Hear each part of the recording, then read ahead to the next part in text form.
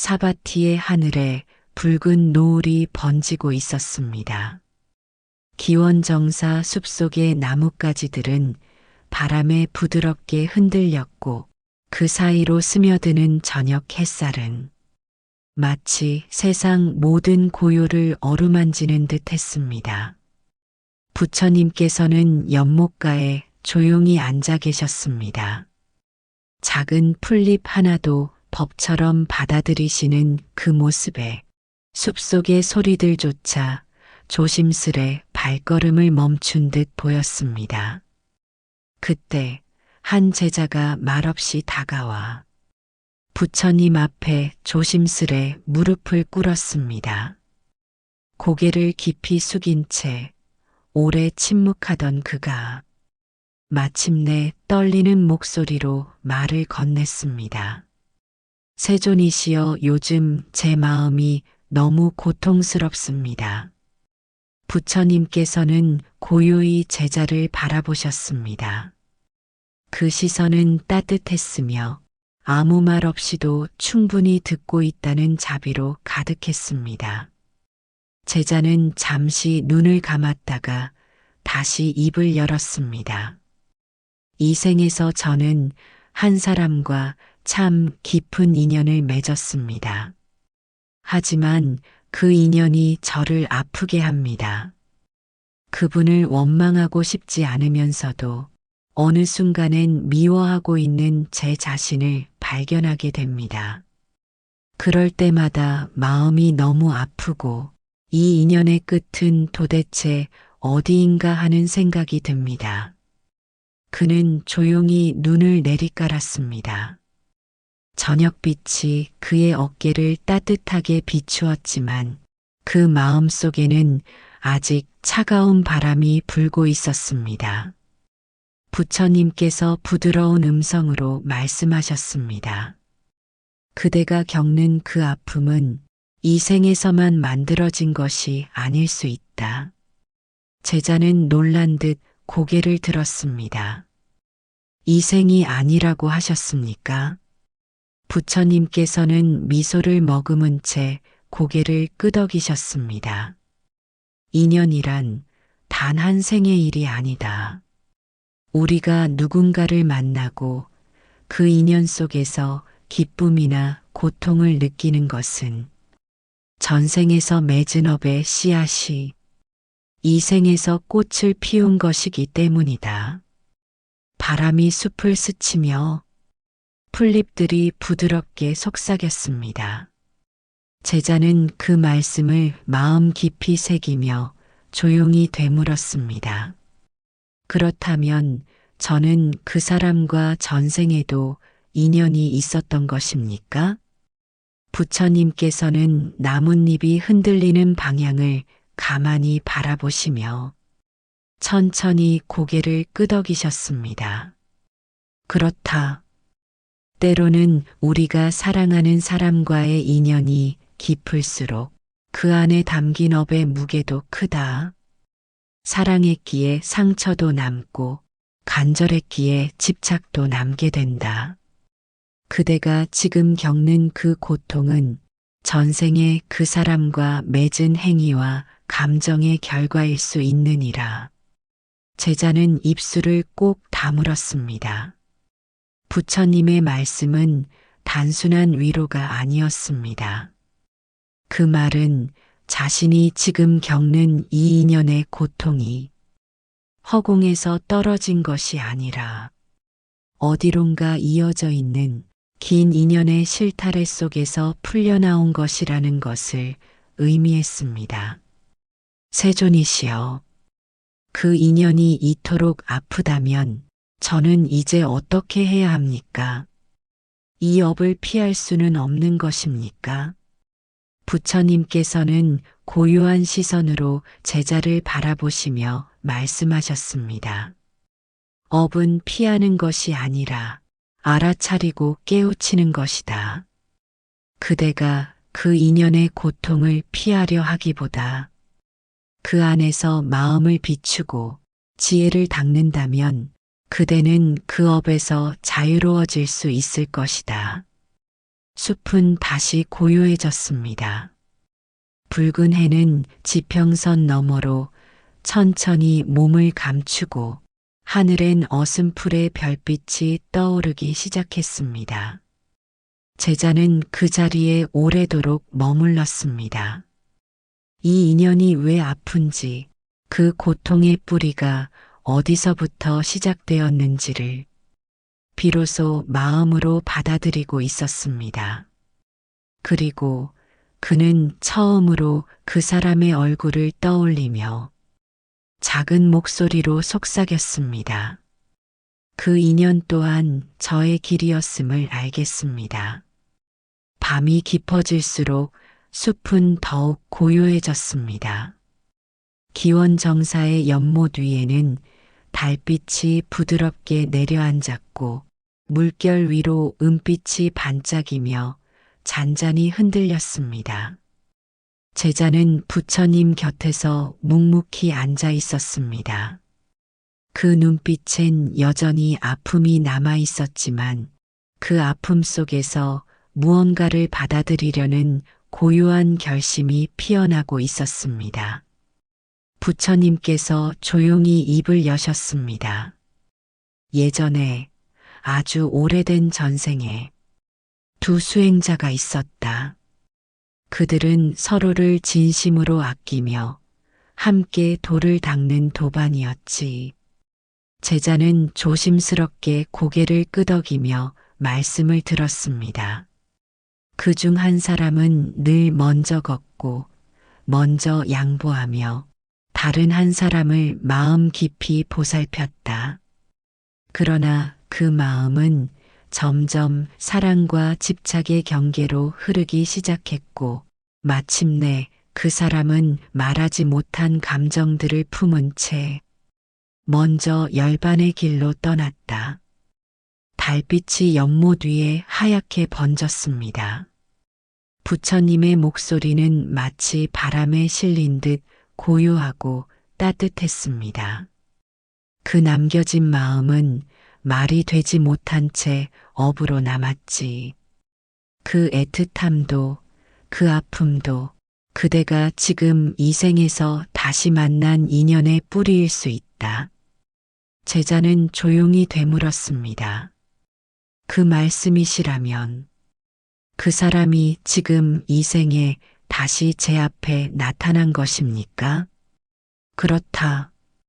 부처님께서는 부드럽게 답하셨습니다. 그대가 말하지 못한 감정은 업이 되었고 그 업은 다시 인연을 끌어당긴다. 이 생에서 그 사람과의 만남은 우연이 아니라 깊이 뿌리내린 인연의 연속인 것이다. 제자의 눈빛에 슬픔과 이해가 함께 맺혔습니다. 하지만 왜 그 인연은 다시 만나면서도 이토록 아프고 서로를 상처 입히는 것입니까? 부처님께서는 연못 너머 먼 숲을 바라보셨습니다.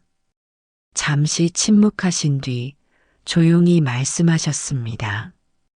업은 지혜 없이 만났을 때 고통이 되고 지혜로 만났을 때 해탈의 문이 된다.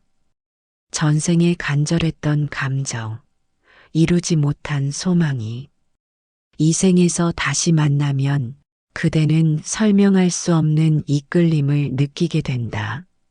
하지만 전생의 업을 모른 채 다시 만나게 되면 그 감정은 다시 상처가 되어 서로를 찌르게 된다. 제자는 그 말을 듣고 잠시 눈을 감았습니다. 마음속에 복잡하게 얽혀 있던 그 인연의 얼굴이 떠올랐습니다. 그 사람과의 다툼, 눈물, 애틋함, 그리고 지금도 설명되지 않는 그리움과 아픔. 부처님께서 다시 말씀하셨습니다. 그대가 그 사람을 미워하지 않으려 애쓰는 것은 전생의 애틋한 마음이 아직도 남아있기 때문이다. 하지만 그대가 지금 그 인연을 통해 배워야 할 것은 전생의 집착이 아니라 이 생에 놓아버림이니라. 달빛이 제자의 손등을 비추고 있었습니다. 그 손이 조용히 떨리고 있었습니다. 세존이시여, 그 인연을 놓는다는 것이 그 사람을 버린다는 뜻입니까? 부처님께서는 부드럽게 고개를 저으셨습니다. 놓는다는 것은 버리는 것이 아니라 사랑의 방식을 바꾸는 것이다. 전생에는 그대를 묶었던 감정이었지만 이 생에서는 그 인연을 통해 자유로워져야 한다. 제자는 조용히 입을 다물었습니다. 그 마음 속에서 무언가가 조용히 무너지고 또 무언가가 서서히 자라나고 있었습니다. 다시 바라본 연못 위엔 바람 한 점 없이 달빛만 가만히 흐르고 있었습니다. 그대가 놓지 못했던 그 인연도 이제는 물결처럼 흘러가고 있음을 마음속에서 처음으로 느끼고 있었습니다. 기원정사의 숲에는 새벽이 내려앉고 있었습니다. 새가 조용히 나뭇가지에서 눈을 뜨고 차가운 공기 속에 부드러운 빛이 서서히 피어오르기 시작했습니다. 밤을 새워 부처님 곁에 앉아있던 제자의 눈빛은 이제 조금은 덜 흐리고 덜 아파 보였습니다. 그러나 아직 가슴 깊은 곳엔 헤어날 수 없는 인연의 실타래가 조용히 얽혀 있었습니다. 부처님께서 다시 제자의 곁에서 말씀하셨습니다. 그대는 지금 마음속에서 무언가를 붙잡고 있으면서도 동시에 놓고 싶어하는 고통 속에 있다. 그 감정은 참으로 인간답고 또한 안타까운 일이지. 제자는 조용히 입을 열었습니다. 예, 세존이시여. 그 사람을 사랑한 것도 아니고 그렇다고 미워하고 싶은 것도 아닙니다. 다만 잊히지 않는 감정이 자꾸 저를 과거로 끌고 갑니다. 그것이 바로 업이다. 부처님께서 조용히 말씀하셨습니다. 업이란 단순한 벌이 아니다. 그것은 과거에 던진 돌멩이가 지금의 물결로 돌아오는 것과 같다. 그대가 한 말, 그대가 품었던 감정, 그대가 보낸 시선 하나까지도 모두 이 생의 인연을 빚어낸다. 제자는 그 말을 곱씹으며 되물었습니다. 그렇다면 전생의 그 사람을 향해 제가 무엇을 품었기에 이토록 복잡하고 괴로운 인연으로 다시 만난 것입니까? 부처님은 잠시 눈을 감으셨다가 천천히 눈을 떠 제자를 바라보셨습니다. 그대는 그 사람을 사랑했으나 그 사랑을 의지로 바꾸지 못했다. 그대는 그 사람을 원했으나 그 원함을 자비로 승화하지 못했다. 그래서 사랑은 집착이 되었고 원함은 아픔이 되었다. 부처님의 말씀이 바람처럼 제자의 가슴에 스며들었습니다. 이 생에서 그대가 그 사람을 다시 만난 것은 사랑을 다시 배워야 하기 때문이다. 집착이 아닌 사랑, 기대가 아닌 이해, 붙잡음이 아닌 놓음. 제자의 눈가에 천천히 눈물이 맺혔습니다. 그러나 세존이시여, 놓는다는 것이 어떻게 가능합니까? 그 사람을 놓는다는 것은 마치 제 마음의 일부를 잘라내는 것처럼 느껴집니다. 부처님께서는 조용히 연못가를 가리키셨습니다. 그곳에는 밤새 한 송이 연꽃이 피어 있었습니다. 차가운 이슬을 머금고 달빛과 새벽빛 사이에서 조용히 빛나고 있었습니다. 저 연꽃은 흙탕물 속에서 피어났다. 더러운 진흙은 연꽃의 뿌리였지만 그 연꽃은 흙에 집착하지 않았다. 단지 그것을 발판 삼아 피었을 뿐이다. 제자는 그 연꽃을 바라보며 고개를 숙였습니다. 그대의 인연도 그러하다. 부처님은 말씀을 이으셨습니다.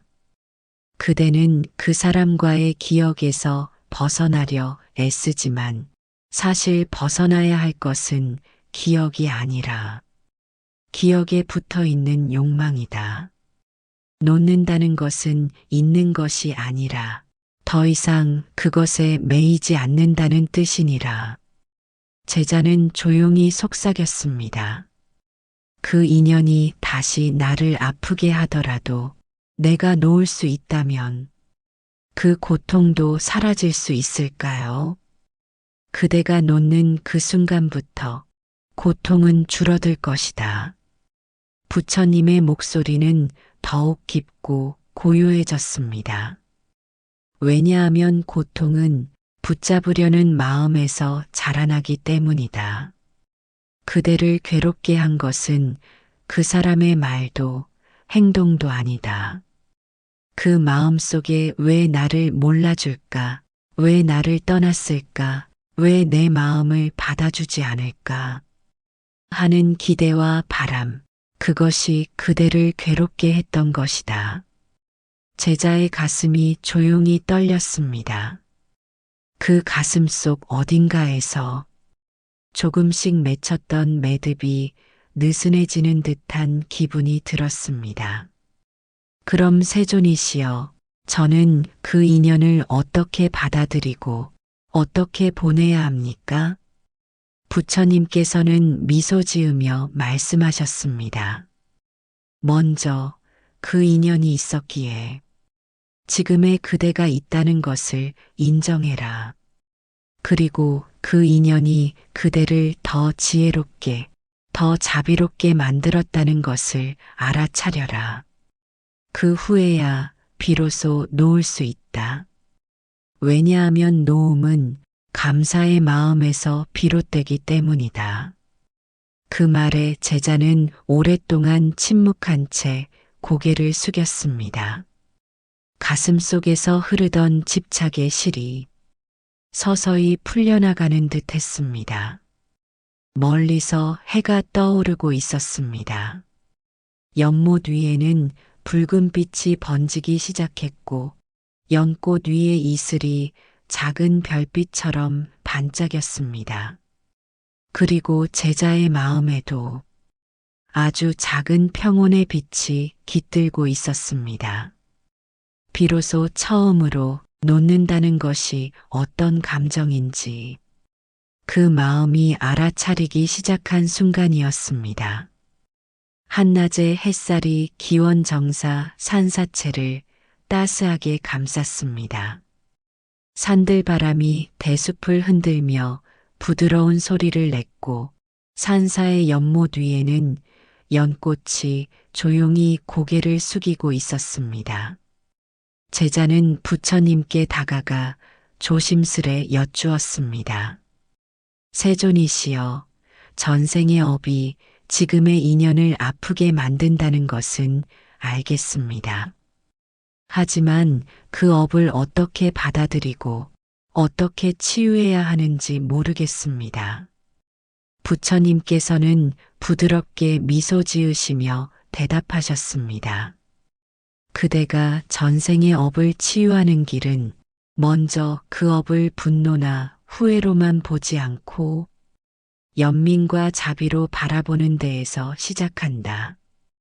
과거에 내가 저지른 잘못도 상처 입은 내가 남긴 흔적도 모두 그대의 마음을 더욱 성숙하게 할 씨앗임을 알아야 한다. 제자는 눈을 감고 깊이 생각했습니다. 자비로 바라본다는 것은 그럼 전생의 저 자신에게도 용서와 사랑을 보내야 한다는 뜻인가요? 맞다. 부처님은 고개를 끄덕이셨습니다. 과거에 내가 악한 마음을 품었을지라도 그 또한 고통 속에 있었기에 그랬던 것이다. 그 마음을 미워하지 말고 그 마음을 품은 나 자신에게도 따뜻한 눈길을 보내야 한다. 잠시 침묵이 흘렀습니다. 산사의 고요함과 함께 제자의 마음속에도 평온이 스며드는 듯 했습니다. 부처님께서 이어 말씀하셨습니다. 그리고 그 업의 고리를 끊는 실천은 지금 이 순간에 온전히 깨어 있는 것이다. 과거를 붙잡거나 미래를 염려하지 않고 지금 이 자리에 머무르는 명상과 수행을 통해 그대는 전생의 업에서 조금씩 자유로워질 수 있다. 제자가 조용히 물었습니다. 그렇다면 세존이시여, 어떤 명상이 그 길에 도움이 될까요? 부처님께서는 손가락으로 살며시 땅을 짚으시며 말씀하셨습니다. 먼저 관법을 해라. 그대의 마음을 내려다보고 그 마음에 일어나는 모든 생각과 감정을 있는 그대로 바라보는 것이다. 좋거나 나쁘다고 판단하지 말고 마치 하늘을 떠다니는 구름을 바라보듯 자연스레 흘러가도록 두어라. 제자는 고개를 끄덕였습니다. 그렇게 관찰하면 저도 모르게 붙잡던 아픔이 조금씩 누그러질까요? 그렇다. 부처님은 눈을 반쯤 감으시며 답했습니다. 그대가 관찰하는 그 순간마다 과거의 업은 그 무게를 덜게 된다. 그리고 그대의 마음은 더 자유로워진다. 부처님께서 다시 말씀을 이으셨습니다. 또한 자비 명상을 통해 그대 자신과 그 사람, 그리고 모든 중생에게 무한한 자비의 마음을 보내라. 그대가 자비를 보내는 순간 그대의 마음뿐 아니라 그 인연의 마음도 서서히 치유되기 시작한다. 제자는 숨을 깊이 들이쉬며 말했습니다. 자비를 보내는 마음이라. 그 사람을 향한 원망과 미움이 있을 때 그 마음을 바꾸는 것이 가장 어려울 것 같습니다. 부처님께서는 미소 지으며 대답하셨습니다. 원망과 미움은 그대의 마음이 상처받은 아이처럼 울부짖는 소리이다. 그 울음에 화내지 말고 그 아이를 품에 안아주는 것, 그것이 자비의 첫걸음이니라. 산사의 바람이 잔잔히 불었고 그 순간 제자의 눈가에는 다시 눈물이 맺혔습니다. 그렇다면 저는 먼저 제 마음속에 있는 상처받은 아이부터 만나야 하는 것이군요. 맞다. 부처님께서 살며시 고개를 끄덕이셨습니다. 그 아이와 친구가 되어 그 아이에게 진심으로 말을 걸어주어라. 나는 내 편이다. 너는 혼자가 아니다라고. 제자는 마음속에서 울컥 솟아오르는 감정을 느끼며 부처님께 다시 여쭈었습니다. 그렇게 하면 전생의 업과 인연도 조금씩 덜어질까요? 그렇다. 바로 그 마음이 업의 고리를 끊는 첫 번째 열쇠이다. 부처님께서 온화하게 말씀하셨습니다. 그대가 진정한 자비를 실천할 때 그대와 그 인연 모두 자유로워질 것이다. 햇살은 더욱 밝아지고 기원정사의 대숲 사이로 새들의 노랫소리가 울려 퍼졌습니다. 제자는 깊은 숨을 내쉬며 마음속으로 다짐했습니다. 나부터 자비로워지겠다. 그렇게 해서 인연의 아픔을 조금씩 놓아주겠다.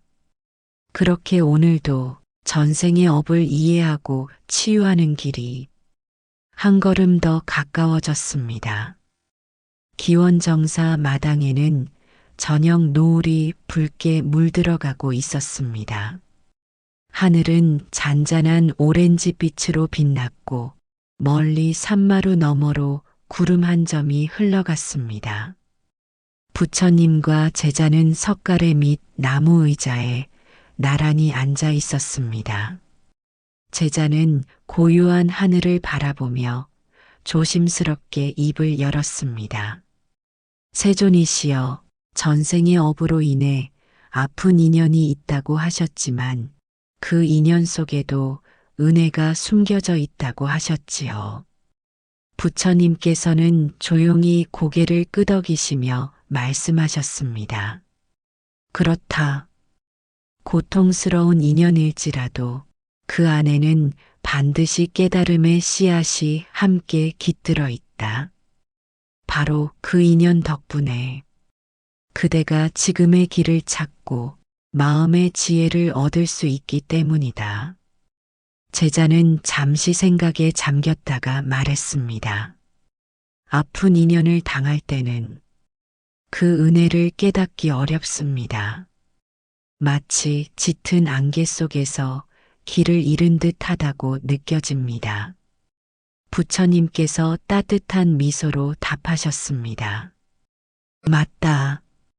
그 안개가 거치지 않는 듯 느껴지는 것은 그대가 아직 마음의 눈을 완전히 뜨지 못했기 때문이다. 그러나 안개가 있기에 그대는 등불을 켤 수 있고 그 등불이 어둠 속에서 길을 밝혀준다. 제자가 물었습니다. 그럼 어떻게 그 등불을 켤 수 있습니까? 부처님께서는 연꽃잎을 손가락으로 살짝 만지시며 말씀하셨습니다. 그대가 지혜를 구할 때 바로 그 등불이 켜진다. 지혜란 단순한 지식이 아니라 있는 그대로 보는 눈이다. 있는 그대로의 인연과 업을 바라보는 눈, 바로 그것이 인연 속 은혜를 깨닫는 시작이니라. 제자는 눈을 감고 깊은 숨을 들이쉬었습니다. 있는 그대로 본다는 것은 쉽지 않은 일 같습니다. 자꾸만 나의 감정과 생각이 앞서서 그 인연을 판단하려고 하니까요. 부처님께서 고개를 끄덕이셨습니다. 그대의 마음이 자꾸 판단하는 것은 과거의 습관과 집착 때문이다. 그 집착을 내려놓는 것이 바로 수행의 핵심이다. 그대가 수행을 통해 마음의 집을 조금씩 비워낼 때 있는 그대로 보는 눈이 열리기 시작한다. 부처님께서 잠시 머뭇거리시더니 부드럽게 말씀을 이으셨습니다. 인연의 아픔 속에는 때로는 서로에게 준 상처와 아픔도 있지만 그 상처 덕분에 그대는 더 깊은 공감과 이해를 배우게 된다. 그것이야말로 가장 귀한 은혜이니라. 제자는 눈가에 맺힌 눈물을 훔치며 고개를 끄덕였습니다. 세존이시여, 그 아픔이 커서 때로는 견디기 어려울 때가 있습니다. 그럴 때는 어떻게 해야 할까요?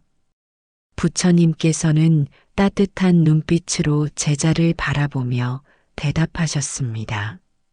그대가 견디기 어려운 아픔 속에서도 호흡을 잊지 마라.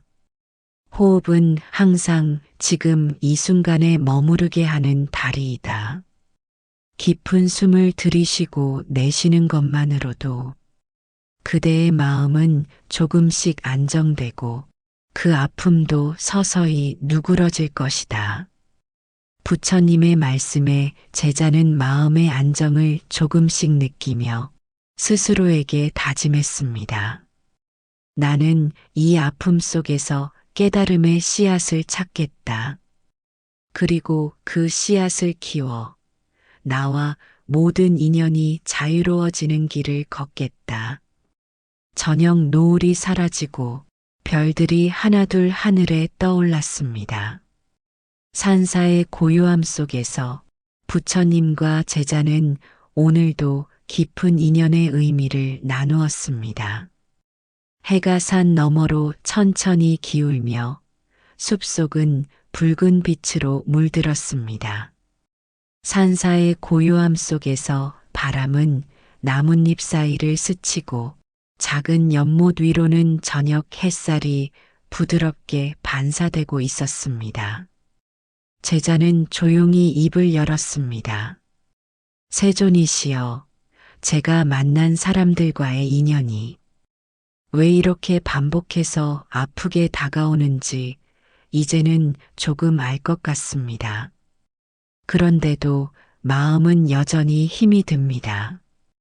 그 사람을 떠올리면 분노와 슬픔이 번갈아 올라옵니다. 부처님은 연못 위에 일렁이는 잔물결을 바라보다가 말씀하셨습니다. 그 마음 그대로 봐라. 억누르려 하지 말고 밀어내려 하지도 말고 내 안에서 올라오는 분노도 슬픔도 그저 하나의 구름 같은 것이니 흘러가게 두는 것이다. 제자는 부처님의 얼굴을 바라보며 조심스레 물었습니다. 그렇게 하면 정말 그 사람과의 고통스러운 인연도 내 마음 안에서 사라질 수 있을까요? 부처님은 조용히 미소 지으며 고개를 끄덕이셨습니다.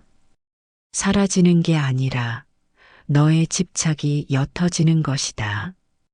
인연이 고통으로 남는 건 그 사람에게 무언가를 바라기 때문이야.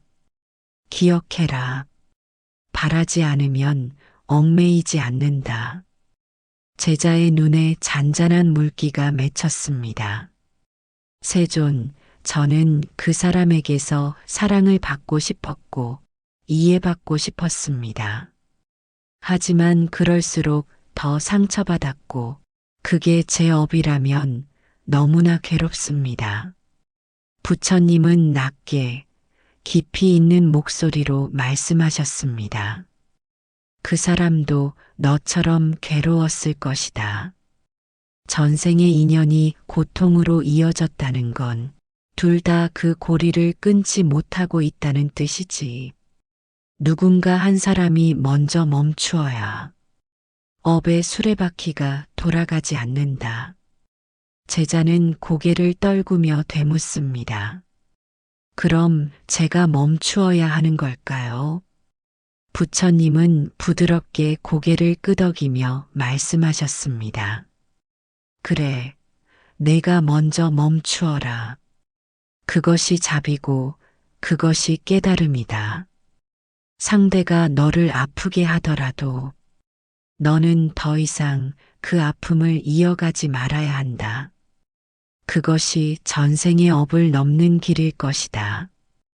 연못 너머 하늘 위로 별 하나가 떠오르기 시작했습니다.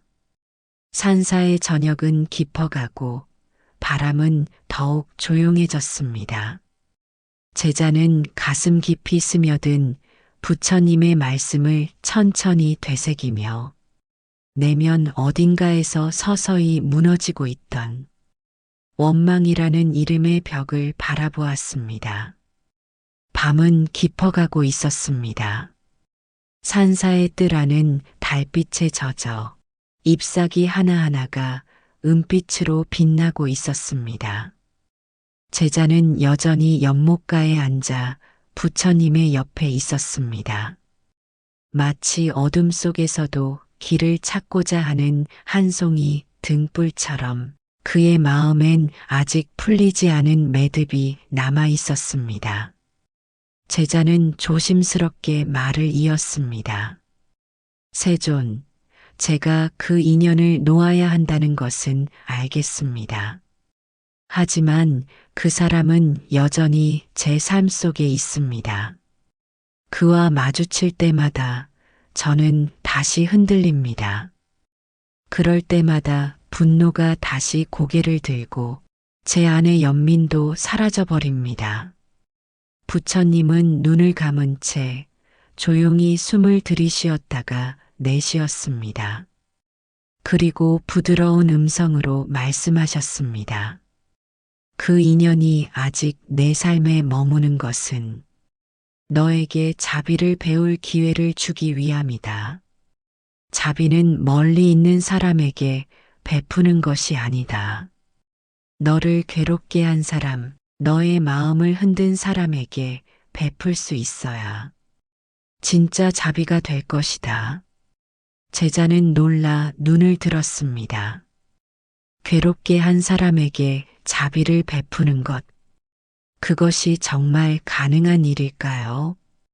부처님은 고요하게 고개를 끄덕이며 말씀하셨습니다. 가능하다. 왜냐하면 자비는 감정이 아니라 선택이기 때문이다. 그 사람을 용서하지 않아도 된다.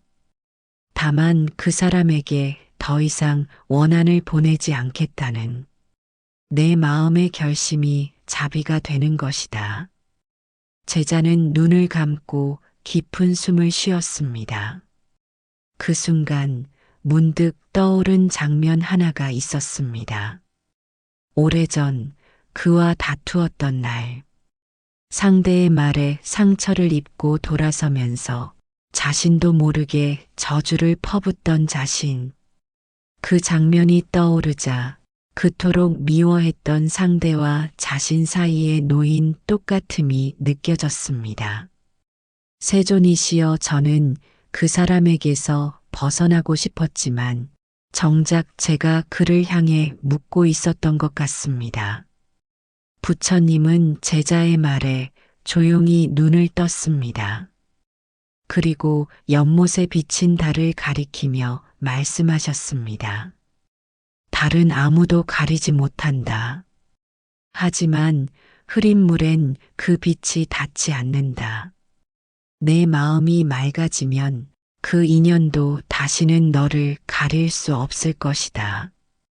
달빛은 고요하게 연못 위를 흐르고 있었습니다. 제자의 눈에도 처음으로 맑은 빛이 비쳤습니다. 이제 그는 알 수 있었습니다. 괴로웠던 인연은 결국 자신을 더 깊은 자비로 이끄는 문이었다는 것을. 그 문을 연 것은 분노가 아니라 바로 지금 이 순간의 이해와 멈춤이었습니다. 이른 새벽, 동쪽 하늘이 서서히 밝아오기 시작했습니다. 산사의 나무들은 밤새 고요히 침묵을 지켰고 풀잎 끝에 맺힌 이슬방울이 새벽빛을 받아 반짝이고 있었습니다. 제자는 연못 옆에서 조용히 호흡을 가다듬고 있었습니다.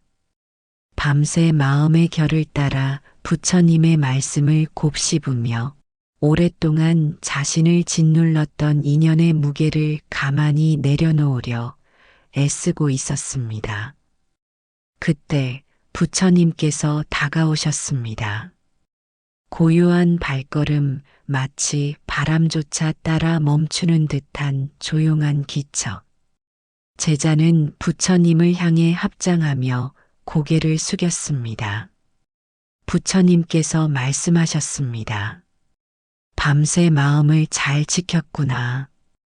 이제 너는 너의 인연에 마음을 바라볼 수 있게 되었다. 이제부터는 그 인연이 어떻게 만들어졌는지를 들여다보아야 한다. 제자는 조심스럽게 여쭈었습니다. 세존, 그 사람과의 인연은 왜 그렇게 깊고 또 아팠던 것일까요? 우연이라기에는 너무도 선명하고 반복되었습니다. 부처님은 멀리 산 아래로 내려가는 작은 오솔길을 바라보며 말씀하셨습니다. 인연은 한 생에서 비롯되는 것이 아니다. 많은 생을 거쳐 이어지고 겹치며 때로는 멀어졌다가 다시 마주치는 것이다. 그 사람이 지금 너에게 고통을 준다면 그건 과거 어느 생에서 내가 그에게 고통을 주었기 때문일 수도 있다. 혹은 둘 다 서로에게 상처를 주고받았던 업이 아직 다하지 않은 것일 수도 있다. 제자의 눈빛에 깊은 놀라움이 스쳤습니다. 그렇다면 제가 지금 겪는 아픔은 이전 생에서 제가 저지른 잘못의 결과라는 말씀인가요? 부처님은 고개를 끄덕이며 말씀하셨습니다. 그렇다. 업은 반드시 그 결과를 맺는다. 하지만 그것은 벌이 아니라 배움이다. 너는 지금 그 인연을 통해 고통을 이겨내는 자비를 배우고 마음을 놓는 연습을 하고 있다. 이것이 업을 풀어가는 길이다. 제자는 잠시 침묵에 잠겼습니다. 과거의 어렴풋한 기억조차 떠오르지 않는 전생의 업을 어떻게 받아들여야 할지 혼란스러웠던 것입니다. 하지만 곧 그는 조용히 입을 열었습니다. 세존 저는 과거를 알 수 없지만 지금 이 생에서 그 인연을 원망하지 않겠다는 마음을 낼 수는 있습니다. 그걸로도 업을 풀 수 있을까요? 부처님은 잠시 제자를 바라보다 연못 위에 날아든 잠자리를 보며 말씀하셨습니다. 지금 내가 그 마음을 냈다면 이미 너는 길 위에 선 것이다. 과거를 알지 못해도 괜찮다. 지금 이 순간 너의 선택이 새로운 인연을 짓고 묵은 업을 소멸시킬 것이다. 한 생의 자비는 수많은 생의 어리석음을 이길 수 있는 것이다. 그 말씀에 제자의 눈가에 눈물이 맺혔습니다. 그것은 고통의 눈물이 아니라 자기 자신을 용서하고 상대를 이해하려는 결심이 맺은 첫 번째 자비의 씨앗이었습니다. 부처님께서는 마지막으로 이렇게 말씀하셨습니다. 이제 너는 알게 되었구나. 인연이 아픈 이유는 그 안에 아직 배우지 못한 진실이 있기 때문이다. 그 진실을 바라볼 수 있는 마음을 가진 자는 더 이상 그 인연에 끌려가지 않고 그 인연을 자유롭게 한다. 그리고 그것이 곧 진정한 해탈의 첫걸음일 것이다. 새벽의 빛은 숲속으로 깊이 스며들고 있었습니다. 제자는 조용히 눈을 감고 가슴 안에서 일어나는 따뜻한 파동을 느꼈습니다. 그 아픈 인연이 이제 조금은 다르게 보이기 시작했습니다. 늦은 오후 햇살이 사원의 처마 끝에 부드럽게 닿았습니다. 대나무 숲 사이로 바람이 스치며 잎사귀들이 조용히 서로를 쓰다듬었습니다. 그 소리는 마치 세상에 아무 미움도 아픔도 없다는 듯 한없이 평화롭고 따뜻했습니다. 제자는 작은 나무 그늘 아래 앉아 조용히 바늘과 실로 허름한 옷자락을 꿰매고 있었습니다. 그의 손끝은 조용했지만 마음은 그 어느 때보다 분명했습니다. 며칠 동안 부처님의 가르침을 따라 자신의 인연을 다시 바라보고 그 안에 담긴 업의 흔적을 조심스레 어루만지고 있었던 것입니다. 그때 멀리서 조용한 발걸음 소리가 들려왔습니다. 부처님께서 그를 찾아오신 것이었습니다. 제자는 자리에서 일어나 공손히 합장하며 말씀드렸습니다. 세존이시여, 오늘은 제 마음이 어쩐지 덜 무겁습니다. 어제까지는 그 사람을 떠올릴 때마다 마음이 쿡쿡 쑤셨는데 오늘은 그냥 바람처럼 지나가더군요. 부처님께서 부드럽게 미소 지으며 말씀하셨습니다. 마음에 걸렸던 돌이 하나씩 빠져나간 것이리라. 인연이란 얽힌 실타래와 같아서 서두르면 더 조여지고 차분히 바라보면 어느샌가 스르르 풀리게 된다. 제자는 고개를 끄덕이며 앉았습니다. 예전엔 왜 그 인연이 그렇게 아팠는지 이해가 되지 않았습니다. 이유도 모르고 괴롭고 억울했지요. 하지만 지금은 그 모든 게 제 안에 있었음을 알겠습니다. 부처님께서 조용히 말씀하셨습니다. 그 사람을 미워했던 마음도, 그 사람에게 집착했던 마음도 다 너의 마음에서 피어난 것이니라. 타인이 너에게 한 일은 너의 일부일 뿐, 너의 전체가 될 수는 없다. 제자는 한동안 말없이 앉아 있었습니다. 그의 안에 떠오르는 기억 하나하나가 더 이상 상처가 아니라 한 줄기 바람처럼 스쳐 지나가는 것이 되었습니다. 세존, 그럼 이제 저는 그 인연에서 벗어난 것입니까?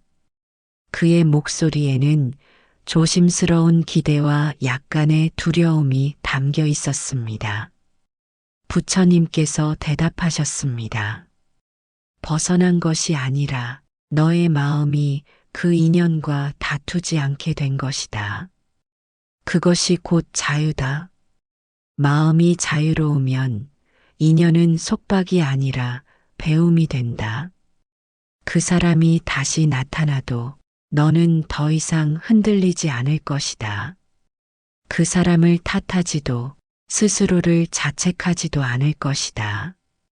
그때 너는 알게 될 것이다. 인연이란 고통이 아니라 지혜를 피우는 씨앗이었음을.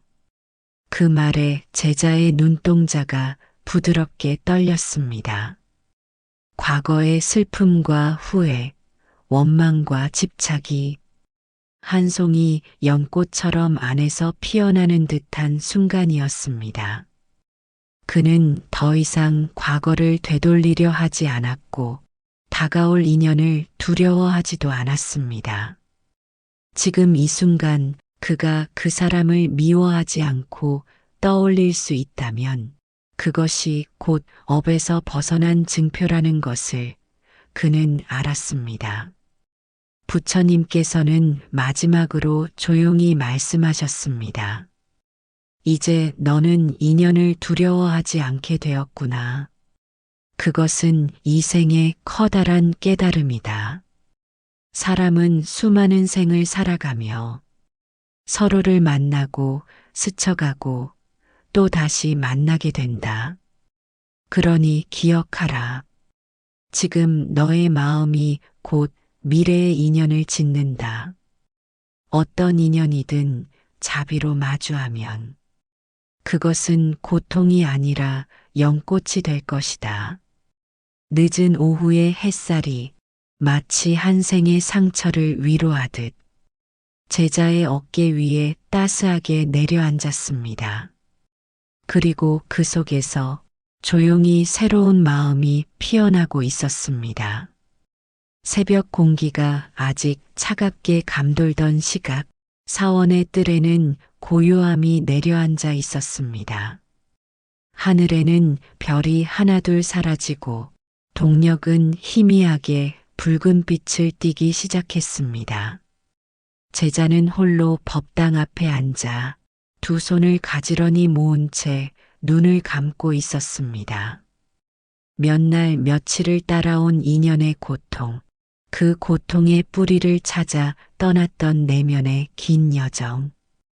그 모든 것이 오늘 새벽 하나의 물결처럼 마음속에서 잔잔히 흘러가고 있었습니다. 조용히 다가오는 발소리에 제자는 고개를 들었습니다. 부처님께서 발밑에 핀 작은 풀들을 밟지 않으려 조심스럽게 걸어오고 계셨습니다. 그 모습에서 제자는 말없이 합장하며 이마를 숙였습니다. 세존이시여, 이제 알겠습니다. 그 사람을 원망하며 살았던 시간도, 그 인연에 울고 웃던 순간들도 결국 저를 마주보게 하려 했던 것이었음을요. 부처님께서 조용히 미소 지으며 제자 옆에 앉으셨습니다. 붉게 물들기 시작한 하늘을 바라보시며 말씀하셨습니다. 그래, 모든 인연은 거울이다. 그 사람이 너를 아프게 한 것이 아니라 너의 안에 있던 상처를 그가 비춘 것이다.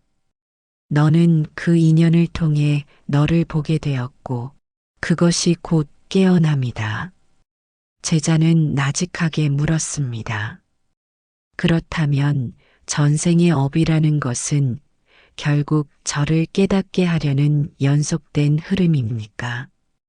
부처님께서 고개를 끄덕이셨습니다.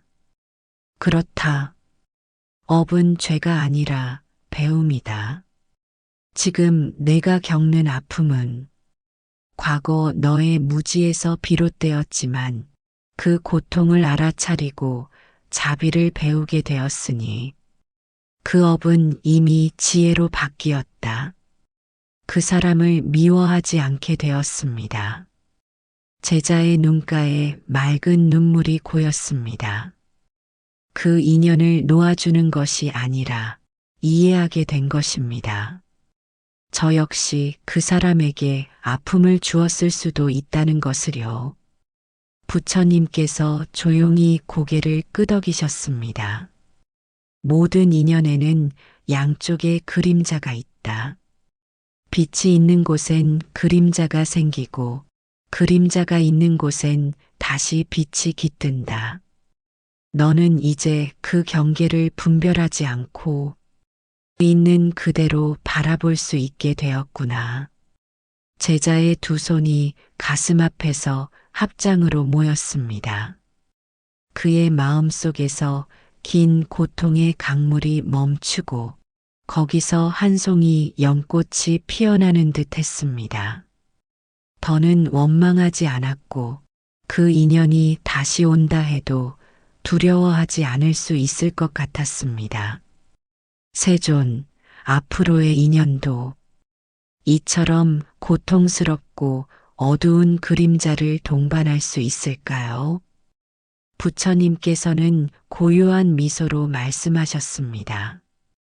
인연은 물과 같아서 때론 차고, 때론 따뜻하며, 때론 맑고, 때론 흐린 법이다.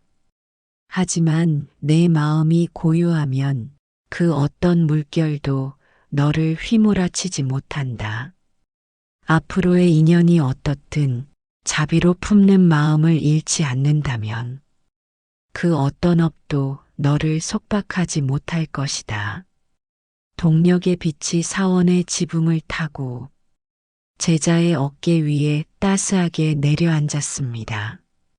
그날 새벽 제자는 고통으로 얽혀있던 인연에서 비로소 자유로워졌고 자신이 걸어갈 길이 더 이상 두려움이 아닌 자비의 길이라는 것을 알게 되었습니다.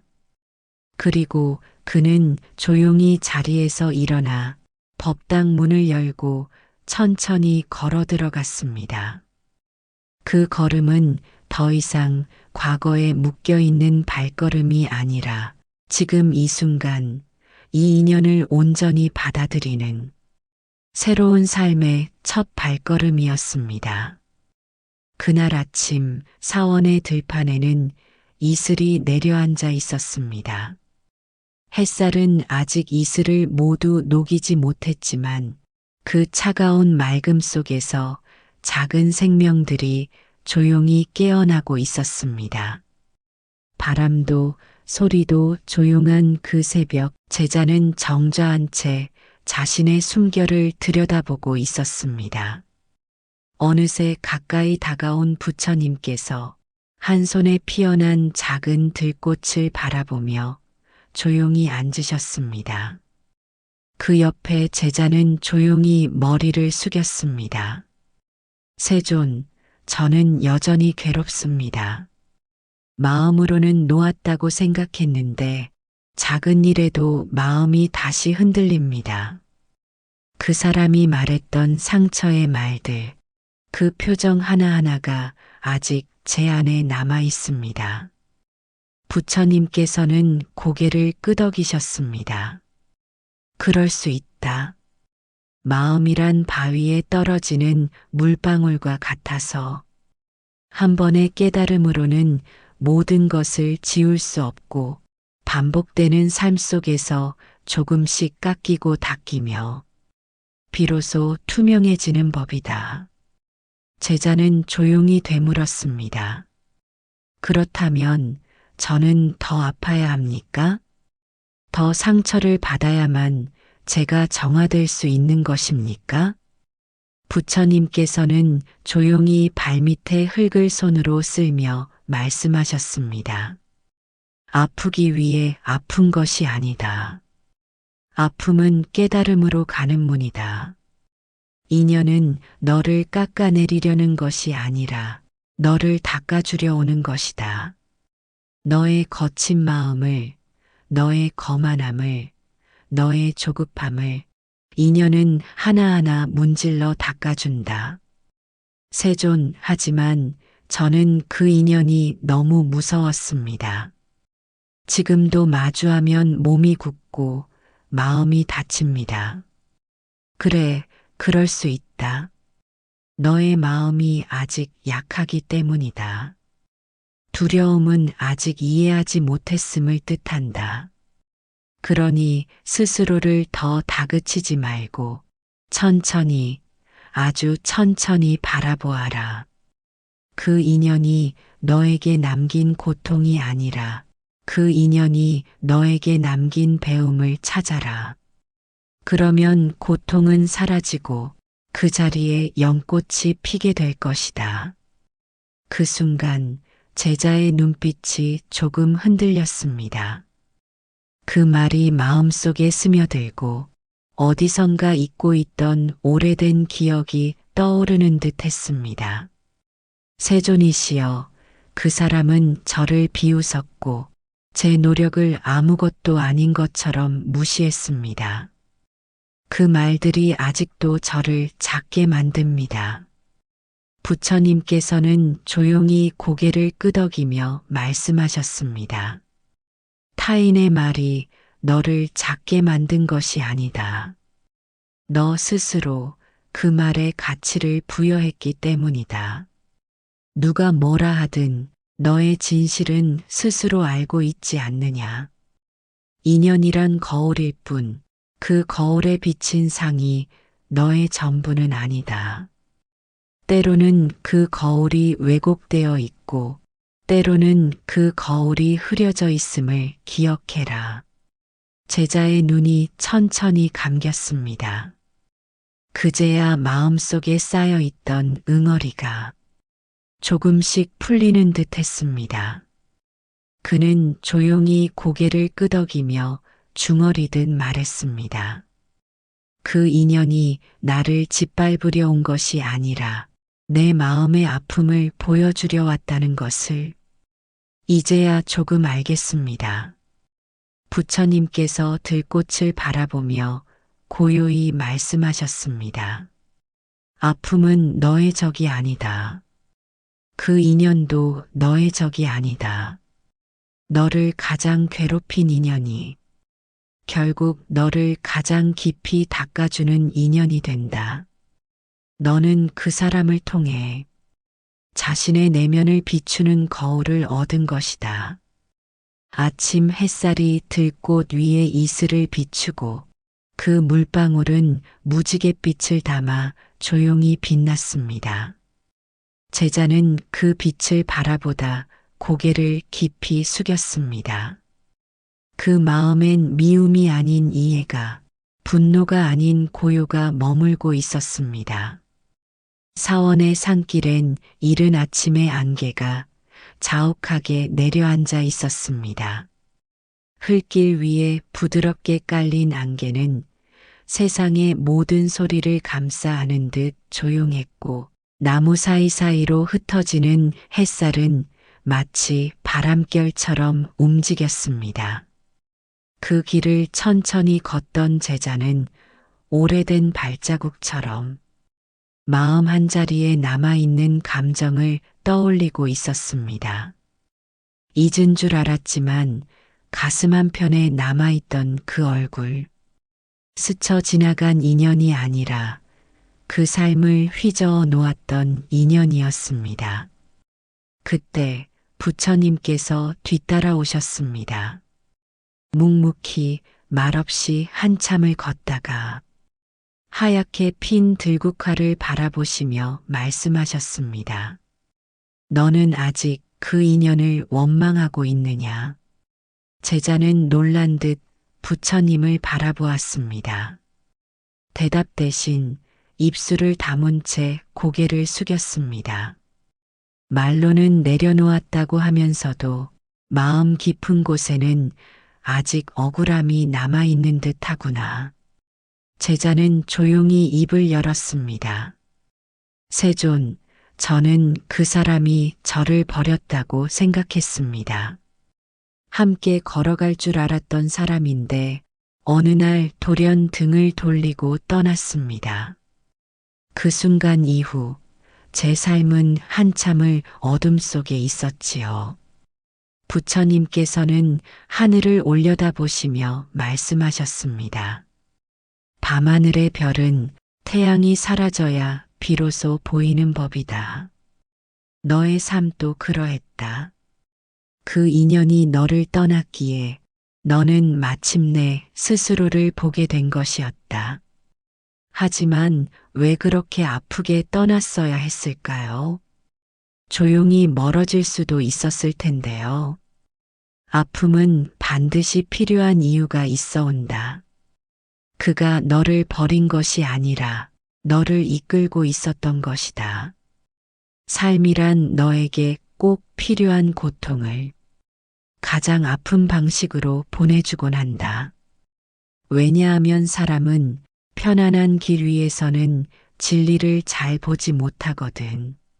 제자는 그 말을 곱씹으며 조용히 걷고 또 걸었습니다. 사원의 연못가에 이르러 그는 물 위에 떨어진 나뭇잎을 바라보며 물었습니다. 그렇다면 그 사람은 제게 어떤 업의 인연이었습니까? 부처님께서는 연못 위를 가만히 바라보시며 말씀하셨습니다. 전생에서 내가 외면했던 일을 이 생에선 마주보게 되는 것이고 전생에서 상처 준 일을 이 생에선 용서하며 배워야 하는 것이 인연이다. 너는 그 인연에게서 도망치려 했지만 도망칠 수 없도록 그 인연은 너의 삶 깊숙이 파고들었을 것이다. 제자는 숨을 깊게 들이마셨습니다. 물속에 비친 자신의 얼굴이 조금씩 흔들렸습니다. 그 흔들림은 과거를 향한 후회의 물결이었고 그 안에서 그는 처음으로 스스로를 용서하고 싶다는 마음을 느꼈습니다. 세존, 이제는 그 사람을 미워하는 마음보다 제가 그 인연을 이해하고 싶다는 마음이 조금 생겼습니다. 부처님께서는 미소를 지으며 말씀하셨습니다. 그것으로 충분하다. 인연을 탓하지 말고 인연을 사용하라. 누가 너를 떠났느냐가 중요한 것이 아니다. 그 떠남이 너에게 무엇을 남겼는지가 중요하다. 그것이 너를 일으키고 있다면 그 인연은 결코 너를 버린 것이 아니야. 그날 연못 위에 맺힌 바람결은 아주 부드러웠습니다. 제자는 처음으로 그 인연의 떠남이 자신의 내면을 향하게 만든 커다란 전환점이었음을 받아들였습니다. 떠난 인연이 남긴 상처 속에서 그는 조금씩 자신을 발견하고 있었습니다. 그리고 그 발견은 그 어떤 만남보다 소중한 선물이었습니다. 늦은 오후의 햇살이 사원의 나무 기둥을 타고 천천히 흘러내렸습니다. 그늘과 빛이 엇갈리는 마루 위에 제자는 무릎을 꿇고 앉아 있었습니다. 나무 바닥 위에 비친 햇살의 무늬는 마치 오래된 기억처럼 흔들리며 그의 얼굴을 어루만졌습니다. 그날은 바람도 조용했고 새들도 낮게 날았습니다. 이상하게 마음 한켠이 비워지는 듯한 기분이 들어 제자는 조심스레 부처님께 물었습니다. 세존이시여, 이 인연이 다시 돌아올 수도 있습니까? 아니면 정말로 영원히 끝난 것입니까? 부처님께서는 조용히 향나무 기둥에 등을 기대시고 마루에 내려앉은 햇살을 바라보며 천천히 말씀하셨습니다. 인연은 강물과 같아서 한번 스친다 하여도 다시 흐를 수도 있고 영영 흘러가 사라질 수도 있느니라. 어느 쪽이든 그 흐름을 억지로 바꿀 수는 없다. 제자의 눈이 흔들렸습니다. 그 말은 곧 기다림이 무의미할 수도 있다는 말이었기 때문입니다. 하지만 부처님께서는 부드럽게 이어 말씀하셨습니다. 그러나 인연이 떠났다고 하여 모든 것이 헛되었다고 여기지 마라. 떠난 인연도 너의 마음 안에서 자라고 있었다. 그 인연이 다시 돌아오든 아니면 다른 모습으로 마주하든 그 모든 것은 너의 깨달음을 위해 설계된 길이다. 그럼 저는 아무것도 하지 않고 기다려야 합니까? 제자의 질문에 부처님께서는 고개를 저으며 말씀하셨습니다. 기다리는 것이 아니라 살아야 한다. 그 인연 없이도 너는 살아야 하고 그 인연과 다시 마주하더라도 너는 예전과는 달라져 있어야 한다. 변하지 않은 기다림은 애착일 뿐이니라. 그러나 변화한 기다림은 사랑이 된다. 제자는 숨을 길게 들이켰습니다. 그 인연을 그리워하며 하루하루를 살아왔던 날들이 문득 무게를 달리하여 가슴에 내려앉는 듯 했습니다. 그 사람도 저처럼 아파했을까요? 이 인연을 잊지 못했을까요? 부처님께서는 손가락 끝으로 바닥을 쓰다듬으시며 조용히 말씀하셨습니다. 모른다. 그 사람의 업은 그 사람의 것이니라. 너의 업은 내 마음을 다스리는 데에 있느니라. 내가 그 인연에 머무는 동안 마음을 어떻게 돌보았는지가 이 생에 너를 결정짓는다. 그 말에 제자는 오래도록 아무 말도 하지 못했습니다. 바람 한 줄기가 마루를 스쳐 지나가자 처마 밑 풍경이 맑은 소리로 울렸습니다. 그 소리마저도 인연처럼 다가왔다가 사라지는 듯 했습니다. 부처님께서는 마지막으로 말씀하셨습니다. 모든 인연은 끝이 있대. 그 끝은 이별이 아니라 다음 배움의 문이 된다. 다시 만난다 해도 좋고 다시 만나지 않아도 괜찮다. 중요한 것은 너의 마음이 그 인연 속에서 어떻게 성장했느냐는 것이다. 제자는 조용히 고개를 끄덕였습니다. 떠난 인연을 붙잡고 살았던 시간 대신 그 인연이 자신을 어떻게 바꾸었는지 돌아보기 시작했습니다. 그리고 그제야 그는 알았습니다. 진정한 만남은 그 사람과의 재회가 아니라 그 사람을 통해 자신을 다시 만나는 일이라는 것을. 그날 아침 사원 뒤쪽의 대숲에는 이슬이 무겁게 내려앉아 있었습니다. 햇살이 퍼지기 전 그 고요한 시간에 제자는 대나무 사이를 천천히 걸었습니다. 바람이 불면 잎들이 서로를 스치며 낮은 숨소리 같은 소리를 냈고 그 소리 속에서 문득 마음 한켠이 저릿하게 울려왔습니다. 한참을 걷다가 대숲이 끝나는 자리에 다다르자 부처님께서 바위 위에 앉아 계셨습니다. 양손을 무릎 위에 얹고 눈을 감은 채 조용히 앉아 계셨지요. 그 앞에 조심스럽게 다가간 제자는 한참을 머뭇거리다 조용히 물었습니다. 세존이시여, 저는 아직도 그 사람이 떠오릅니다.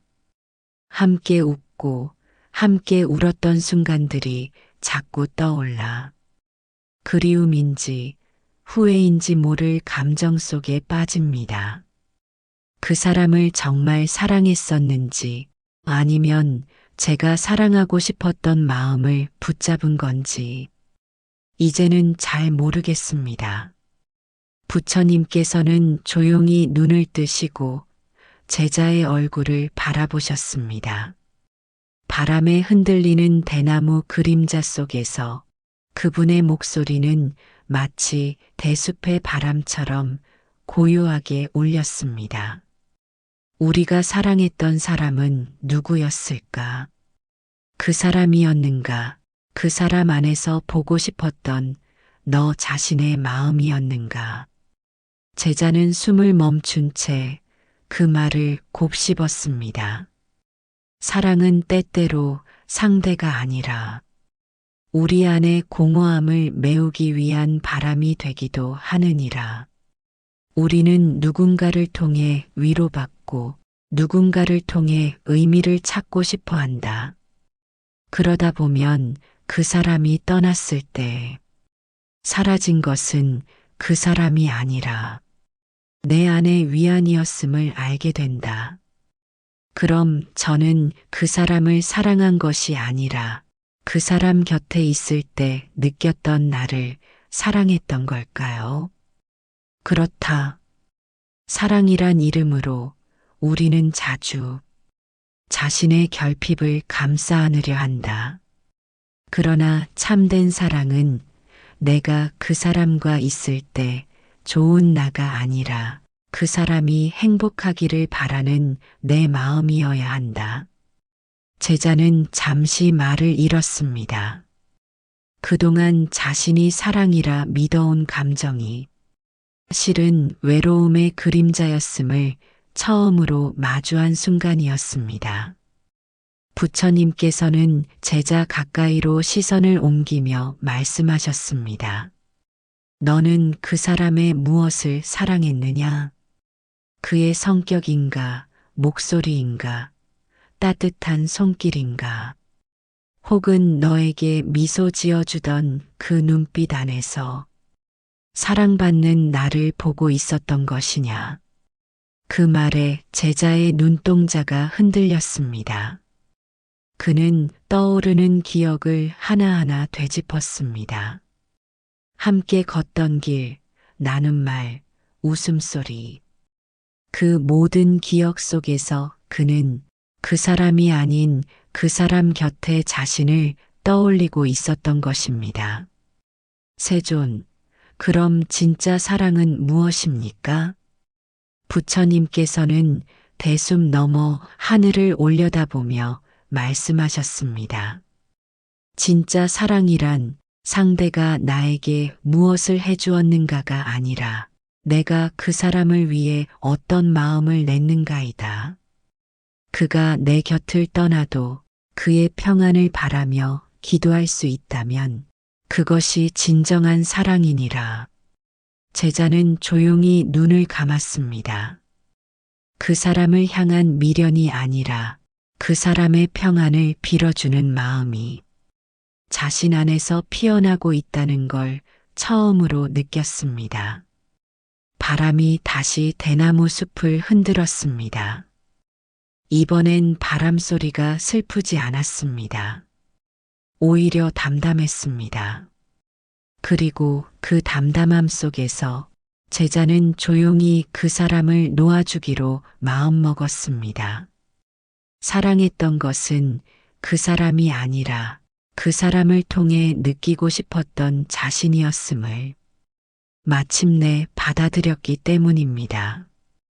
해질녘 붉은 노을이 사원 너머 산등성이를 물들였습니다. 마루에 앉은 제자는 저물어가는 빛을 바라보며 깊은 생각에 잠겼습니다. 지난 긴 여정을 되돌아보며 마음속에서 일렁였던 질문들이 조용히 부처님께 닿았습니다. 세존, 지금까지 인연의 아픔과 업에 대해 많이 배웠습니다.